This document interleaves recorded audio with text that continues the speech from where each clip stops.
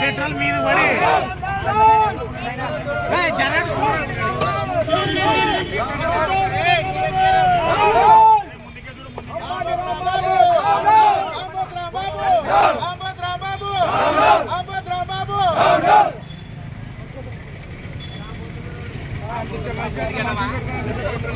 కిందికేయండి కిందికేయండి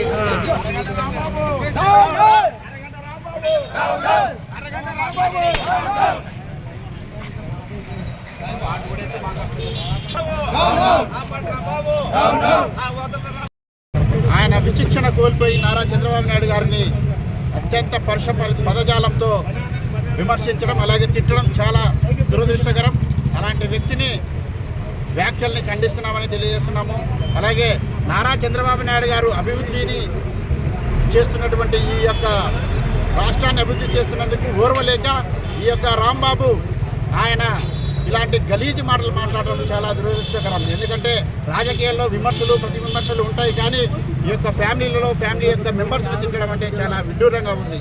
కాబట్టి ఈ యొక్క రాంబాబుని తక్షణమే అరెస్ట్ చేసి రిమాండ్ పంపించాలని కోరుకుంటున్నాము. కాబట్టి ఇంకా నారా చంద్రబాబు నాయుడు గారి యొక్క ఆయన ఎంతో విజ్ఞతతో ఉన్నాడు. ఆయన విజ్ఞతతో వ్యక్తి కాబట్టి ఎక్కడ కూడా అవాంఛనీయ సంఘటనలు జరగకుండా ఉండేందుకు కూడా నారా చంద్రబాబు ప్రతి ఒక్కరికి కూడా కార్యకర్తలు సమన్వయంతో ఉండాలని చెప్పేసి తెలియజేయడం కూడా జరిగింది.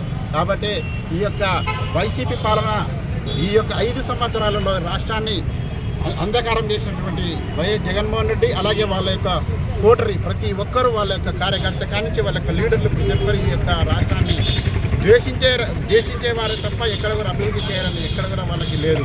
కాబట్టి ఈ యొక్క నారా చంద్రబాబు నాయుడు గారు ఇంత అభివృద్ధి చేస్తుంటే ఈ యొక్క మన వైఎస్ జగన్మోహన్ రెడ్డి అయితేనేమి అలాగే ఈ రాంబాబు అయితేనేమి ప్రతి ఒక్కరికి గలీజు మాటలు మాట్లాడి కుటుంబాన్ని బజారుకి ఇస్తున్నటువంటి నిలుస్తున్నందుకు వారికి తగిన బుద్ధి చెప్పాలని తెలియజేస్తున్నారు.